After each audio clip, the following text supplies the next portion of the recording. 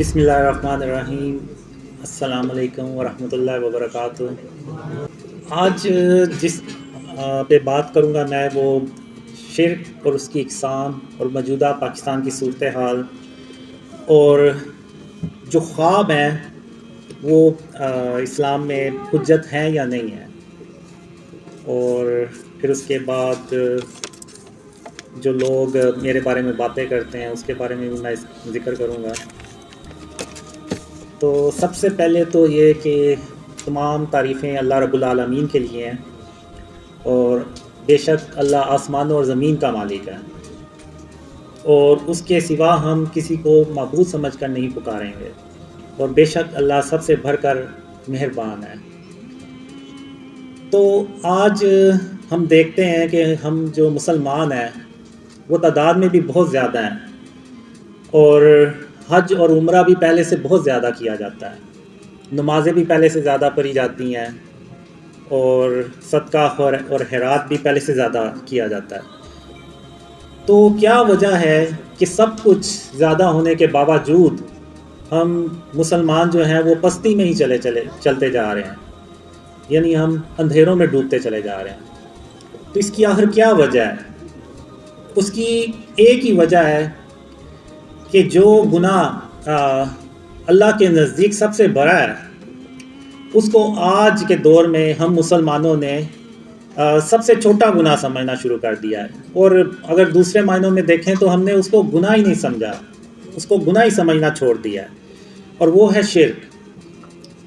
शिर्क के बारे में अल्लाह ने कुरान में भी जगह जगह इरशाद फरमाया है कि अल्लाह क़यामत के दिन जिसके चाहेगा गुनाह बख्श देगा, मगर शिर्क कभी माफ़ नहीं करेगा, और जिसने शिर्क किया उसने अपनी जान पे जुल्म किया। और आज हम मुसलमानों ने शिर्क को शिर्क ही समझना छोड़ दिया है। और मौजूदा दौर में अगर आप देखें तो ये दुनिया इतनी शिर्क से भर चुकी है कि इससे पहले कभी नहीं थी। मैं आपको शिर्क और उसकी इक़साम जब बताऊंगा तो आप अपने इर्द गिर्द घूम के नज़र घुमा के देखें तो आपको भी यही लगेगा कि शिर्क जो है वो वाकई अब इस दुनिया में बहुत ज़्यादा फैल चुका है। तो अब जो मौजूदा दौर है इसमें जो शिर्क है वो क्या चीज़ें हैं।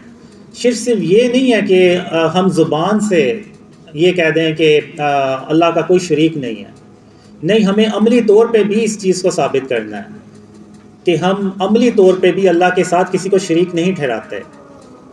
अगर आप देखें तो आज हमने आर्ट और कल्चर के नाम पे, डेकोरेशन के नाम पे, और अगर आप दूसरे मायनों में देखें तो हमने काफरों का कल्चर जो है उसको अडॉप्ट किया है। तो इन चीज़ों के नाम पे हमने जो बुत और ये जो स्टैचूज़ हैं ये अपने घरों में हमने सजा लिए हैं, जो गैर ज़रूरी तस्वीरें हैं जो दीवारों पे हमने अपने घरों में सजा ली हैं, ये सब की सब जो है ना ये फॉर्म ऑफ शिर्क है। अब अगर किसी के घर में डेकोरेशन पीस पड़ा हुआ है, चाहे उसकी शक्ल कुछ भी है, वो कोई खरगोश की शक्ल हो सकती है, कोई हिरन की मुजस्मा हो सकता है, कोई शेर का मुजस्मा हो सकता है, कोई ईगल हो सकता है, तो वो भी बुत ही है उसमें। और उन बुतों में जो खाना काबा में पड़े हुए थे, जो इब्राहीम अलैहिस्सलाम ने तोड़े थे, उनमें और इनमें कोई फ़र्क नहीं है। वो भी बुत है, ये भी बुत है, सिर्फ शक्लों का फ़र्क है, और आप कह लें कि जिसामत का फ़र्क है। वो भी बेजान थे, ये भी बेजान है। वो भी उस वक़्त के लोगों को ना कोई नफ़ा या नुकसान पहुंचा सकते थे, और ये भी आज के दौर में ना किसी को नफ़ा या नुकसान पहुंचा सकते हैं। तो इब्राहीम अलैहिस्सलाम, उनको उन बुतों से कोई मसला नहीं था, चाहते तो वो परे रहते, उनको क्या था, वो तो एक अल्लाह की इबादत करते थे।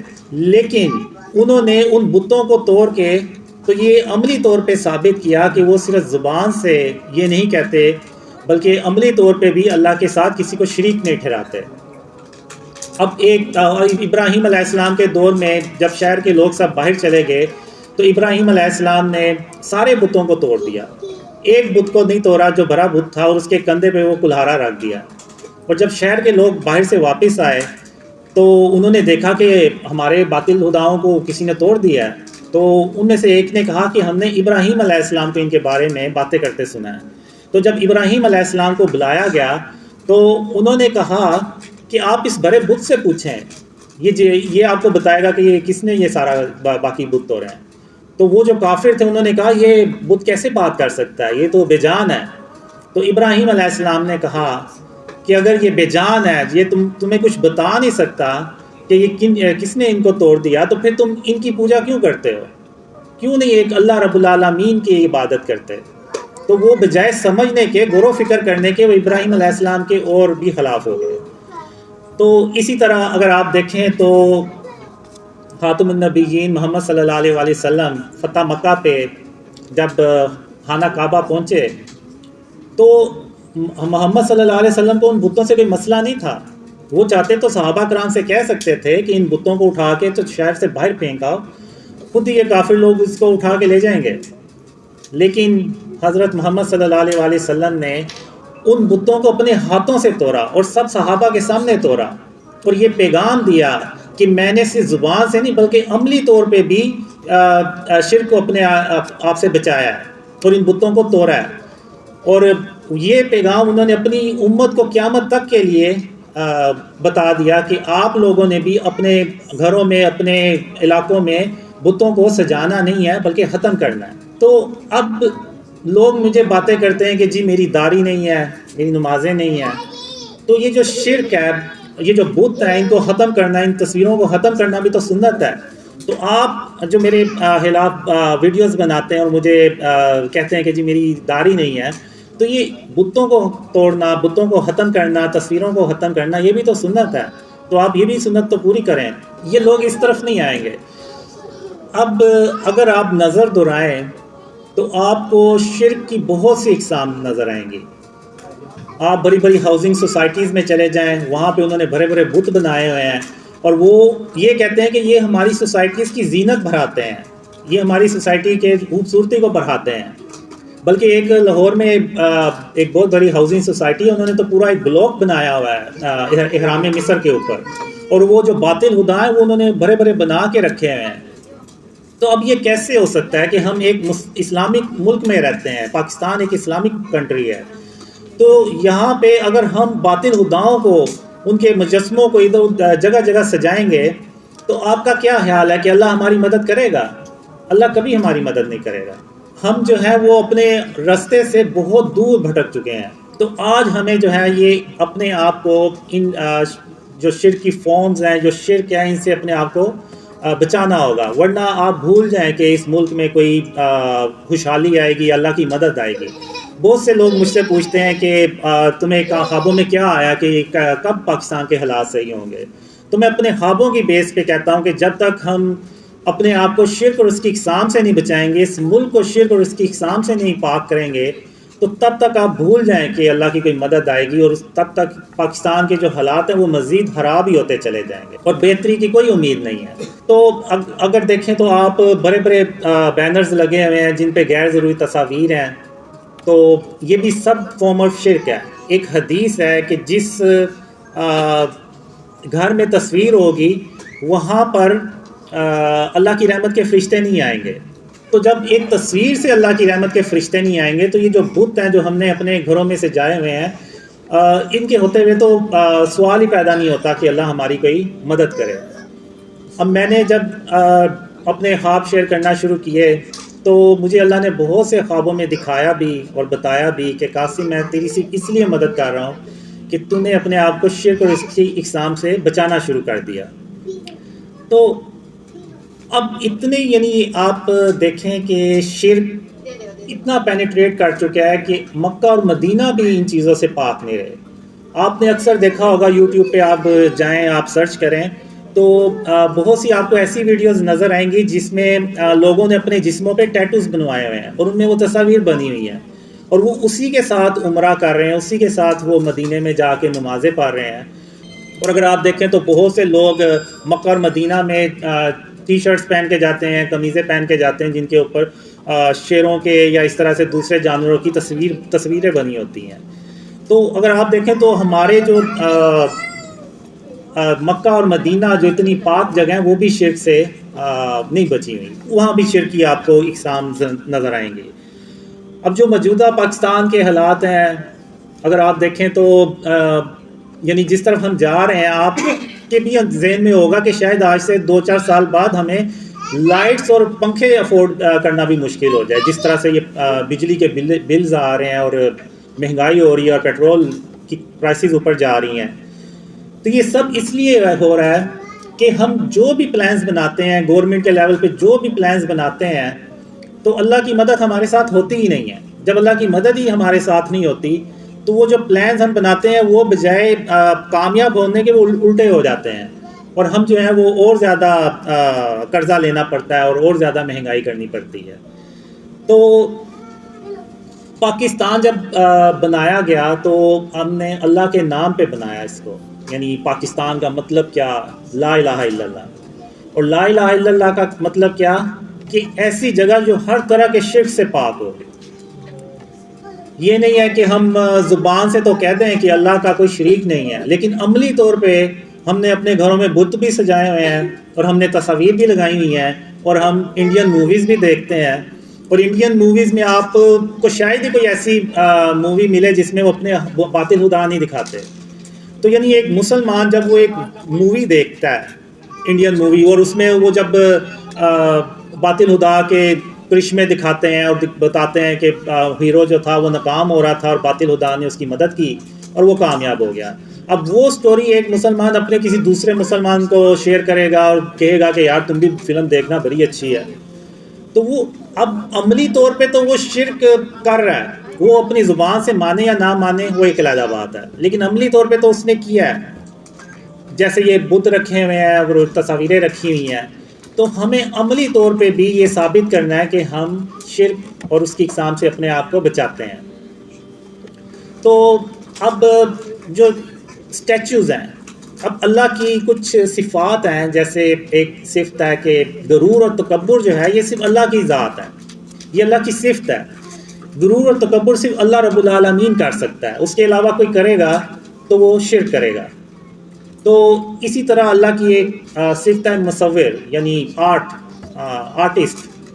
تو اب یہ جتنی بھی تصویریں ہیں، یہ جتنے بھی بت ہیں، مجسمے ہیں، یہ صرف اللہ رب العالمین ہی بنا سکتا ہے۔ اب جیسے قرآن میں اللہ نے آدم علیہ السلام کا ذکر کیا ہے کہ آدم علیہ السلام کا اللہ نے پہلے مجسمہ بنایا مٹی کا، پھر اس میں جان ڈالی تو وہ آدم علیہ السلام زندہ ہو گئے۔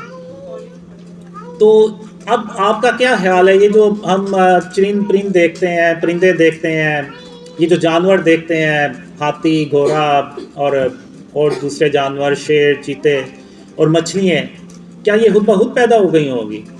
نہیں، اللہ نے ان کے بھی پہلے مجسمے بنائے ہوں گے اور ان میں جان ڈالی ہوگی اور یہ زندہ ہو گئے۔ تو یعنی اس سے ثابت یہ ہوا کہ جو مجسمے بنانا ہے یہ اللہ رب العالمین کا کام ہے، یہ اس کی صفت ہے، کیونکہ وہی ان میں جان ڈال سکتا ہے۔ اور جب کوئی انسان یہ کام کرے گا، بت بنائے گا اور دوسری چیزیں کرے گا، تصویریں بنائے گا، تو وہ شرک کرے گا، کیونکہ وہ اس میں جان تو نہیں ڈال سکتا۔ تو قیامت کے دن اللہ جنہوں نے بت بنائے ہیں، جنہوں نے بت اپنے گھروں میں رکھے ہوئے ہیں، اللہ ان سے کہے گا کہ اس میں جان ڈالو، وہ نہیں جان ڈال سکیں گے۔ جب وہ جان نہیں ڈال سکیں گے تو اللہ جو ہے وہ ان کو جہنم میں پھینک دے گا۔ تو اس لیے یہ جو مجسمے بنانا، یہ سارے کام جو ہیں یہ اللہ رب العالمین کے ہیں، یہ ہم انسانوں کے نہیں ہیں۔ خاص طور پہ ہم مسلمانوں کو تو ہر حال میں ان چیزوں سے اپنے آپ کو بچانا ہے۔ اب ہم کرتے کیا ہے کہ ہم نے اللہ کو خوش کرنے کی بجائے اپنے نفس کو خوش کرنا شروع کر دیا، اور ہم اتنے یعنی نفس کے غلام بن گئے ہیں کہ ہم بیسیکلی کافروں کی کاپی کرنا چاہتے ہیں۔ یہ جو مجسمے بنا کے اپنے گھروں میں سجانے کی یہ جو روایت ہے، یہ کافروں میں ہے، تو ہم نے ان سے یہ چیزیں اڈاپٹ کی ہیں، اور ہم انہی کے جیسے بننے کے چکروں میں ہم نے یہ بھی نہیں دیکھا کہ یہ سب شرک ہے اور یہ سب شرک و فارمز ہے، اور ہم نے انہی کو اپنے گھروں میں سجا لیا ہے کہ یہ دکھانے کے لیے کہ جی ہم تو بڑے ماڈرن ہو گئے ہیں۔ تو ہمیں یہ دیکھنا ہے کہ ہم اللہ رب العالمین کو ہم نے راضی کرنا ہے، اور اللہ کو ہم کیسے راضی کر سکتے ہیں؟ وہ صرف اسی لیے ایسے کر سکتے ہیں کہ ہم اپنے آپ کو شرک اور اس کی اقسام سے بچائیں، ورنہ آپ بھول جائیں کہ اللہ کی کوئی مدد آئے گی یا پاکستان میں کوئی خوشحالی آئے گی۔ اسی طرح قرآن میں ایک اللہ نے مثال دی ہوئی ہے کہ عیسیٰ علیہ تم السلام میرے نے حکم سے مٹی کے پرندے کی شکل بناتے، پھر اس میں پھونک مار دیتے تھے تو وہ میرے حکم سے سچ مچ کا پرندہ بن اس جاتا سے تھا۔ اللہ یہ بھی ہمیں سمجھانا چاہ رہا ہے کہ ہم نے یعنی جو مجسمہ بناتا ہے یا بت بناتا ہے تو وہ پھر اس کو اس میں جان بھی ڈالنی ہوگی۔ اب چونکہ عیسیٰ علیہ السلام اللہ کے نبی ہیں، تو انہوں نے اس میں اللہ کے حکم سے جان بھی ڈال دی۔ تو ہمیں اللہ نے ان مثالوں سے یہ ہمیں بتانے کی کوشش کی ہے کہ جو بت ہے نا، ہم نے ان سے اپنے آپ کو بچانا ہے، کیونکہ ہم اس میں جان نہیں ڈال سکتے۔ تو جب جان ہی نہیں ڈال سکتے تو پھر اور جب ہمیں یہ کوئی نفع نہیں پہنچا سکتے، کوئی نقصان نہیں پہنچا سکتے، تو پھر ہم ان کو کیوں رکھتے ہیں؟ اور ہم نے تو اپنے نبی خاتم النبیین محمد صلی اللہ علیہ وسلم کی سنت پہ عمل کرنا ہے۔ یہ بھی محمد صلی اللہ علیہ وسلم کی سنت ہے، جو بتوں کو ختم کرنا، تصویروں کو ختم کرنا۔ ایک حدیث ہے کہ حضرت محمد صلی اللہ علیہ وسلم نے حضرت علی رضی تعالیٰ عنہ کو ایک مشن دیا کہ علی رضی تعالیٰ عنہ آپ جائیں اور جتنی بھی آپ کو قبریں اونچی نظر آئیں ان کو برابر کر دیں، اور جتنی بھی تصاویریں اور آپ کو یہ جو دوسری چیزیں ملیں آپ ان کو ختم کر دیں۔ یہ ان کو مشن دیا خاتم النبیین محمد صلی اللہ علیہ وسلم نے۔ تو اگر ہم چاہتے ہیں کہ ہمارا ملک جو ہے وہ ترقی کرے، ہمارے ملک میں خوشحالی آئے، تو ہمیں اللہ رب العالمین کو خوش کرنا ہے، اور ہم اللہ رب العالمین کو تبھی خوش کر سکتے ہیں جب ہم شرک اور اس کی اقسام سے بچائیں، ورنہ ہم ہر کام پہلے سے زیادہ کرتے ہیں، لیکن آخر کیا وجہ ہے کہ اللہ کی مدد ہمارے ساتھ نہیں ہے؟ تو اس کی ایک ہی وجہ ہے کہ آج ہم شرک جو ہے اس کو شرک ہی نہیں سمجھتے، اس کو کوئی گناہ ہی نہیں سمجھتے، بلکہ اس کو تو ہم اپنے گھروں کی زینت سمجھتے ہیں کہ یہ جو بت ہیں، یہ جو ڈیکوریشن پیسز ہیں، یہ ہمارے گھروں کی زینت بڑھاتے ہیں، یہ ہماری ہاؤسنگ سوسائٹیز کی زینت بڑھاتے ہیں۔ تو بجائے اس کے کہ جو گناہ سب سے بھرا ہے اللہ کے نزدیک، جس کی کوئی معافی نہیں ہے، اس کو آج مسلمانوں نے ایک چھوٹا سا گناہ سمجھ لیا۔ تو آج ہمیں اس پہ غور و فکر کرنے کی ضرورت ہے۔ اس کے بعد میں آؤں گا کہ ڈریمز جو ہیں، یہ جو خواب ہے، کیا یہ حجت اسلام میں حجت ہیں یا نہیں ہے؟ تو اس سے پہلے میں یہی سمجھتا رہا تھا کہ یہ شاید کوئی حدیث ہے جس میں یہ ہے کہ جو خواب ہیں وہ حجت نہیں ہوتے۔ تو میں نے کچھ دن پہلے عرفان بھائی سے پوچھا کہ آپ مجھے یہ بتائیں کہ یہ حدیث ہے یا کیا ہے، اگر حدیث ہے تو اس کا ریفرنس کیا ہے؟ تو عرفان بھائی نے مجھے بتایا کہ یہ کوئی حدیث نہیں ہے، یہ صرف علماء کا ایک موقف ہے کہ جو ڈریمز ہیں یہ اسلام میں حجت نہیں ہوتے۔ تو میں یہی سمجھا تھا جیسے وہ مخالفین جو ہیں وہ ایسے ویڈیوز بناتے ہیں اور ایسے بتاتے ہیں کہ خواب جو ہیں وہ حجت نہیں ہوتے، تو میں یہ سمجھا کہ شاید یہ حدیث ہے، اور شاید میرے جیسے اور بھی بہت سے لوگ سمجھتے ہوں کہ یہ حدیث ہے۔ تو بعد میں مجھے پتہ چلا کہ یہ حدیث نہیں ہے، یہ علماء کا موقف ہے۔ تو میری علماء سے یہ گزارش ہے کہ وہ اپنا اس پہ کلیئر موقف دیں کہ خواب جو ہے وہ حجت کیوں نہیں ہو سکتے۔ تو عرفان بھائی نے مجھے بتایا کہ صرف وہ خواب حجت نہیں ہوتے جس میں کوئی غیر شرعی احکامات ہوں، جس میں ایسی کوئی بات نہیں ہے، وہ خواب حجت ہوتے ہیں۔ اب میرے خوابوں میں سب سے اہم پیغام ہی یہ ہے کہ اپنے آپ کو شرک اور اس کی اقسام سے بچائیں، تو یہ حجت ہے، پوری امت کے لیے حجت ہے، اس میں ایسی کیا برائی ہے؟ تو اب یہ دیکھیں کہ جو ڈریمز ہیں ان میں یعنی میرے جو مخالفین ہیں وہ بھی اپنی ویڈیوز میں یہ کہتے ہیں کہ اس کے جو خواب ہیں، جو اس کو خوابوں میں پیغامات دیے گئے ہیں، وہ آلریڈی پہلے سے حدیثوں میں موجود ہے، قرآن میں موجود ہے، یعنی وہ بھی اس چیز کو ایکسیپٹ کر رہے ہیں کہ اس کے خوابوں میں ایسی کوئی بات نہیں ہے جو قرآن اور حدیث سے ٹکرائے، یعنی اس کا مطلب ہے کہ وہ حجت ہے۔ پھر یہ ایک جو میرے ڈریمز ہیں یہ ایک طرح سے پوری امت کے لیے ایک ریمائنڈر ہے کہ اللہ ایک پیغام سے، ایک خوابوں کے ذریعے سے ایک پیغام ہمیں دے رہا ہے، ایک ریمائنڈ کروا رہا ہے کہ اس دور میں جس میں آپ کہہ لیں کہ شرک اتنا بڑھ چکا ہے کہ لوگوں نے شرک و شرک ہی سمجھنا چھوڑ دیا ہے، تو اللہ نے وہ ایک ریمائنڈر بھیجا ہے کہ آپ اپنے آپ کو شرک سے بچائیں اور اس کی اقسام سے بچائیں۔ اور جو اللہ نے مجھے خوابوں میں یہ بھی بتایا کہ شرک کی اقسام کیا ہیں اور ان سے ہم کیسے بچ سکتے ہیں، تو وہ میں انشاءاللہ آگے جا کے وہ بھی ڈسکس کروں گا۔ تو میری علماء سے یہ گزارش ہے کہ وہ اس چیز پہ کلیئر موقف دیں کہ خواب جو ہیں وہ اسلام میں حجت کیوں نہیں ہو سکتے۔ تو ایسا نہ ہو کہ اللہ اپنی رحمت سے جب یہ خواب سچ کر دکھائے تو یہ جو دوسرے جو مسلمان ہیں، خاص طور پہ جو آپ کو فالو بھی کرتے ہیں، وہ آپ سے پھر یہ کہتے پھریں گے کہ آپ تو کہا کرتے تھے کہ ڈریمز حجت نہیں ہوتے، تو اس کے خوابوں پہ عمل کرتے ہوئے جب ہم نے اس ملک کو شرک اور اس کی اقسام سے پاک کیا تو اللہ کی رحمتیں اور برکتیں نازل ہوئیں اور ہم ان مشکلات سے باہر نکل گئے اور اس ملک میں خوشحالی آ گئی، تو آپ کہتے تھے کہ یہ حجت نہیں ہوتے، اس کے خواب تو پاکستان کے لیے حجت بن گئے ہیں، اور بلکہ نہ صرف پاکستان کے لیے بلکہ پوری امت کے لیے حجت بن گئے ہیں۔ پوری امت کو یہ پیغام کیا پوری دنیا میں کہ اگر آپ نے بھی ان اندھیروں سے باہر نکلنا ہے تو آپ بھی اپنے آپ کو شرک اور اس کی اقسام سے بچائیں، تو آپ بھی اسی طرح ہی خوشحال ہو جائیں گے جیسے کہ آج پاکستان کے لوگ ہیں۔ تو ایسا نہ ہو کہ کل کو آپ لوگ جو ہیں مسلمان وہ آپ علماء کو یہ کہتے کہیں کہ آپ کی یہ بات، اگر یہ بات غلط تھی تو ہو سکتا ہے آپ کی باقی باتیں بھی غلط ہوں، تو وہ آپ کی باقی باتوں پہ بھی یقین نہ کریں۔ تو میری آپ سے یہ گزارش ہے کہ آپ اس پہ کلیئر موقف دیں کہ کون سے خواب حجت ہوتے ہیں اور کون سے خواب حجت نہیں ہوتے، کیونکہ جو میرے مخالفین ہیں وہ اس چیز کو بیس بنا کے کہتے ہیں کہ ڈریم جو ہیں وہ حجت نہیں ہوتے۔ میں آپ کو مثالیں بھی دوں گا کہ اسلام میں خوابوں کی اہمیت کتنی زیادہ ہے۔ پہلی مثال میں دوں گا آپ کو کہ ہم ہر سال جو بڑی عید پہ قربانی کرتے ہیں وہ بھی ایک خواب کے نتیجے میں ہم کرتے ہیں۔ ابراہیم علیہ السلام کو خواب آیا تھا کہ وہ اپنے بیٹے اسماعیل کو اللہ کی راہ میں قربان کرتے ہیں، تو جب ابراہیم علیہ السلام جب یہ عمل کرنے لگے تو اللہ نے ارشاد فرمایا کہ بس ابراہیم بس، آپ نے اپنا خواب سچ کر دکھایا۔ تو اللہ نے ان کی جگہ ایک دمبا بھیج دیا جس کو ابراہیم علیہ السلام نے قربان کیا، اور وہ اللہ کو عمل اتنا پسند آیا کہ قیامت تک کے مسلمانوں کے لیے اللہ نے یہ فرض کر دیا کہ جو اس کی استطاعت رکھتا ہے وہ بڑی عید پہ قربانی کرے۔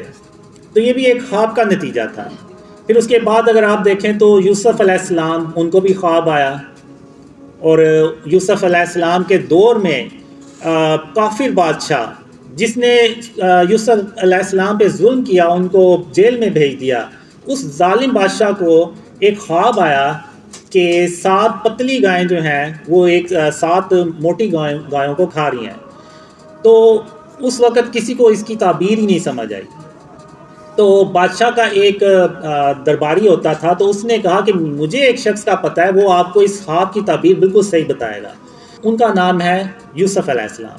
تو جب یوسف علیہ السلام کو بلایا گیا تو یوسف علیہ السلام نے جو اس خواب کی تعبیر بتائی وہ یہ بتائی کہ 7 خوشحالی کے سال آئیں گے، پھر اس کے بعد 7 خشک سالی کے سال آئیں گے۔ تو آپ نے خوشحالی کے سالوں میں جو اناج جمع کیا ہوگا وہ آپ نے باقی خشک سالی کے سالوں میں ان کو استعمال کرنا ہے۔ تو پھر یوسف علیہ السلام کو یہ اس کی ذمہ داری دی گئی کہ آپ اس پہ کام کریں۔ تو یوسف علیہ السلام نے اللہ کی مدد سے اس پہ کام کیا، اور وہ اس وقت کے لوگ جو ہیں وہ اس قحط زدہ جو سال تھے ان سے وہ بچ گئے۔ تو وہ بھی ایک خواب تھا، اور وہ ایک ظالم بادشاہ کا خواب تھا جو اللہ کو مانتا بھی نہیں تھا، تو اس کا خواب بھی سچا ہوا۔ تو اس کے بعد اگر آپ دیکھیں تو جو اذان ہوتی ہے وہ بھی 3 صحابہ کو خوابوں میں آیا اذان کے بارے میں، جو ہم دن میں 5 بار سنتے ہیں۔ تو اب علماء کہیں گے کہ یہ نبیوں کے خواب تھے یا نبیوں نے اپروو کیے تھے خواب۔ وہ جو ظالم بادشاہ کو خواب آیا تھا وہ یوسف علیہ السلام یعنی اللہ کے نبی نے وہ خواب اپروو کیا تھا۔ تو چلیں یہ بھی مان لیتے ہیں، کیونکہ جو نبی کا خواب ہوتا ہے وہ وہی ہوتا ہے، بلکہ نبی جو ہوتے ہیں اللہ کے، ان کا ایک ایک بات ایک ایک عمل وہ اللہ کی طرف سے ہوتا ہے۔ تو چلیں یہ بھی مان لیتے ہیں کہ وہ چونکہ نبیوں نے اپروو کیا تھا۔ تو اب میں ایک آپ کو ایسی مثال دوں گا جو یعنی خاتم النبیین محمد صلی اللہ علیہ وسلم کے بعد ایک آدمی کو خواب آیا تھا، اور وہ خواب اس وقت کے خلیفہ کے لیے بھی حجت بنا اور اس وقت پوری کی جو پوری امت تھی ان کے لیے بھی وہ حجت بنا۔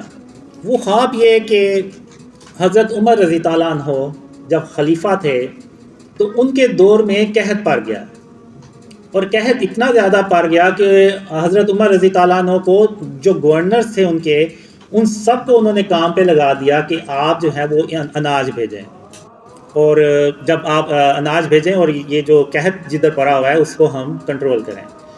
تو حضرت عمر رضی تعالیٰ عنہ نے پھر ایسا سسٹم بھی بنایا کہ گورنمنٹ کے لیول پہ 30,000 لوگوں کو، تقریباً 30,000 لوگوں کو مدینہ میں ہر روز کھانا کھلایا جاتا تھا، اور اتنا قحط تھا کہ حضرت عمر رضی تعالیٰ عنہ کو وہ قانون جو محمد صلی اللہ علیہ وسلم نے بنایا تھا، یعنی چور کا ہاتھ کاٹنا، اس کو بھی چینج کیا کہ قحط زیادہ علاقے میں یہ قانون لاگو ہی نہیں ہوتا۔ تو یعنی اتنا شدید وہ قحط تھا، اور کئی مہینوں تک وہ قحط چلا، اور وہ حضرت عمر رضی تعالیٰ عنہ یعنی جو خلیفہ تھے ان کو بھی کوئی رستہ نہیں تھا مل رہا کہ ہم اس قحط سے کیسے باہر نکلیں۔ پھر اس وقت ایک آدمی کو جو عام شخص تھا اس کو خواب آیا، ان کی خواب میں حضرت محمد صلی اللہ علیہ وسلم آئے اور حضرت عمر رضی تعالیٰ عنہ کے لیے ایک پیغام بھیجا۔ وہ شخص حضرت عمر رضی تعالیٰ عنہ کے پاس گئے اور اپنا خواب انہوں نے حضرت عمر رضی تعالیٰ عنہ سے شیئر کیا، بیان کیا۔ تو اب آپ یہ دیکھیں کہ وہ ایک عام اس وقت کے انسان تھے، تو حضرت عمر رضی تعالیٰ عنہ نے ان سے یہ نہیں پوچھا آپ کی کریڈیبلٹی کیا ہے، آپ کی کیا یعنی حیثیت ہے، اس خواب کو میں کیوں مانوں۔ نہ حضرت عمر رضی تعالیٰ عنہ نے یہ کہا کہ نعوذ باللہ، کیونکہ ان کے دل میں کوئی کینہ اور بغض اور غرور تکبر تو نہیں تھا، تو نہ حضرت عمر رضی تعالیٰ عنہ نے یہ کہا کہ میں وہ ہوں جس کے بارے میں خود خاتم النبیین محمد صلی اللہ علیہ وسلم نے فرمایا کہ اگر ان کے بعد کوئی نبی ہوتا تو وہ حضرت عمر رضی تعالیٰ عنہ ہوتے۔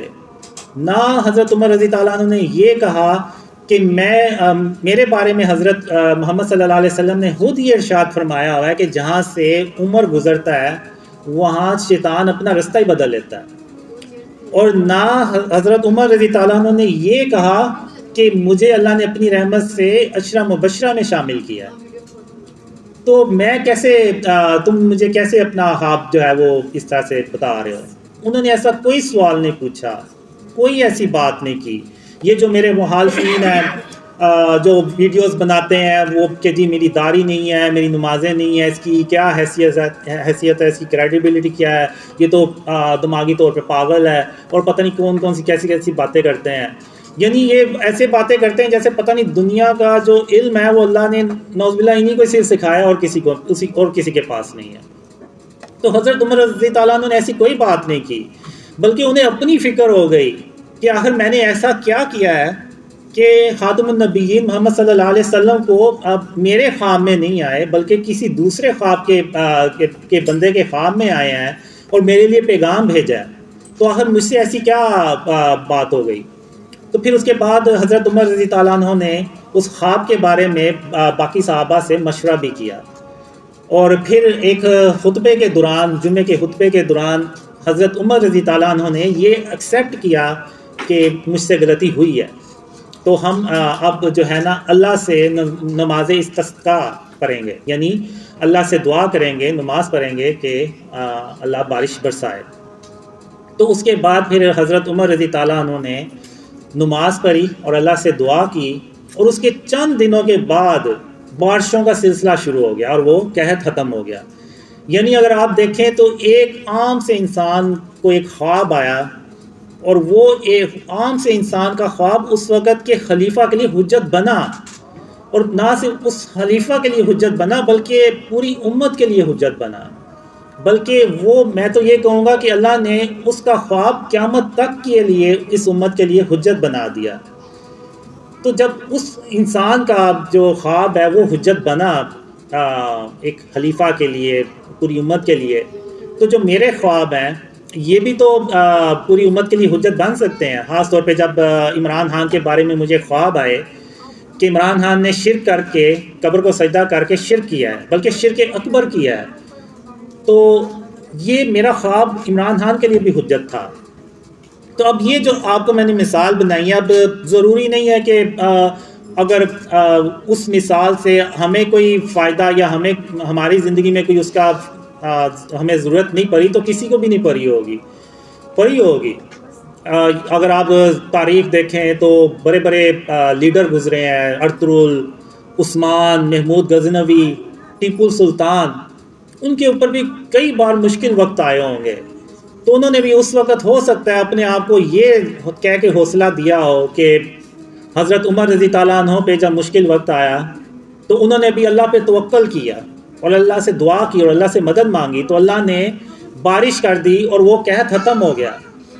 تو آج ہم بھی اگر اللہ پہ توکل کریں گے، اللہ سے مدد مانگیں گے، تو اللہ ہماری بھی ایسے ہی مدد کرے گا جیسے کہ حضرت عمر رضی تعالیٰ عنہ کی مدد کی۔ تو یہ ہو سکتا ہے کتنے لیڈرز گزرے ہوں، ان کے لیے یہ خواب حجت بنا ہو، بلکہ یہ خواب میرے لیے بھی حجت بنتا ہے۔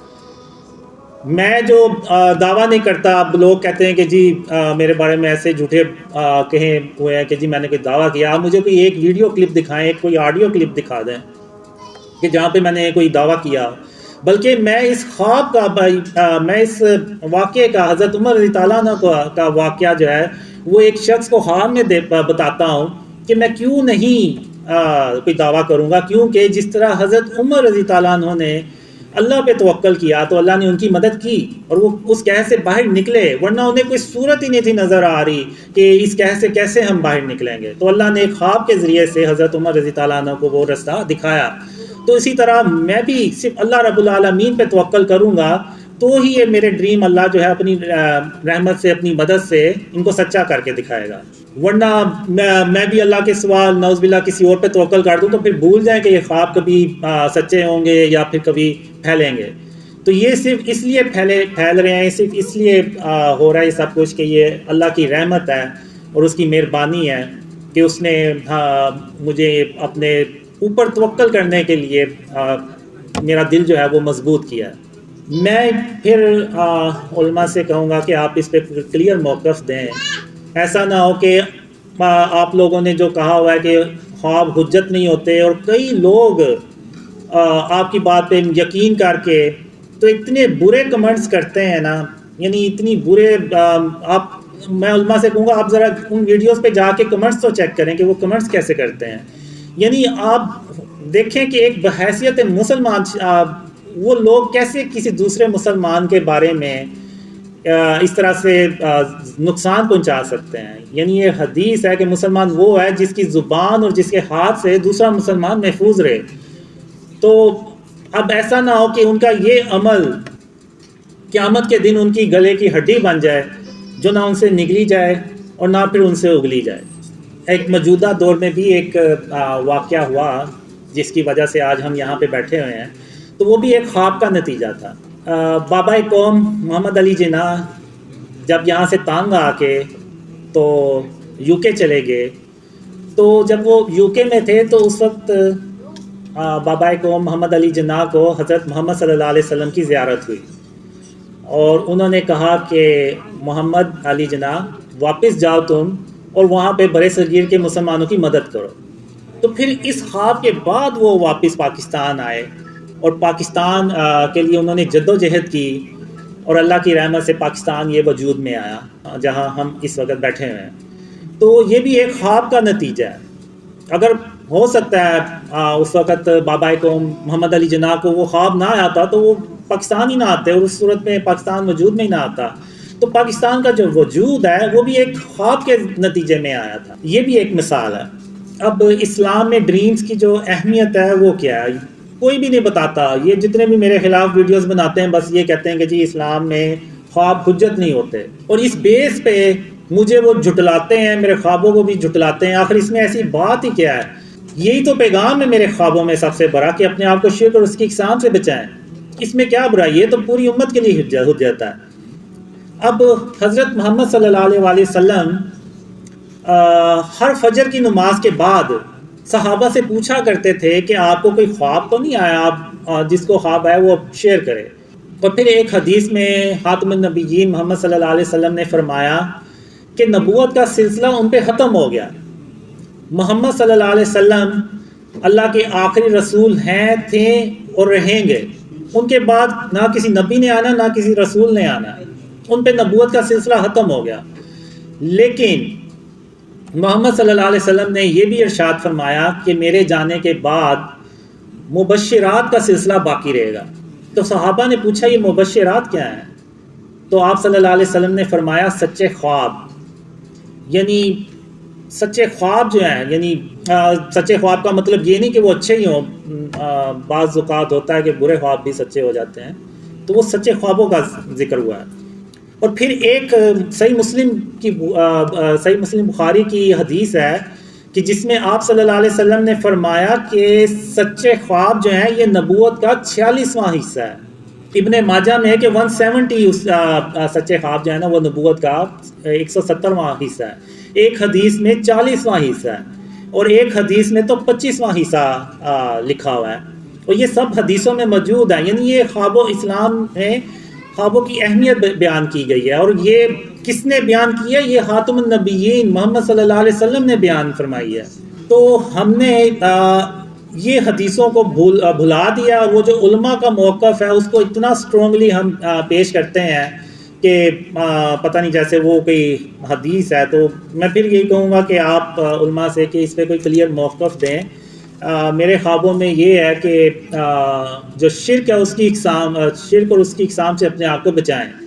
تو بہت سے لوگ کہتے ہیں کہ جی یہ تو شیطان آ کے آپ کو بہکا رہا ہے. تو میں ان سے پوچھتا بھی ہوں کہ کیا نعوذ باللہ شیطان جو ہے وہ اس نے توبہ کر لی ہے کہ وہ سیدھے رستے پہ آ گیا اور مجھے آ کے بتا رہا ہے کہ یار تم اپنے آپ کو شرک اور اس کی اقسام سے بچاؤ، نہیں تو قیامت کے دن اللہ جو ہے نا وہ شرک معاف نہیں کرے گا. یہ کیسے ہو سکتا ہے کہ شیطان آ کے مجھے کہے کہ تم غرور اور تکبر نہ کرو؟ شیطان آ کے مجھ سے کہے کہ اپنے سینے سے کینہ اور بغض نکال دو.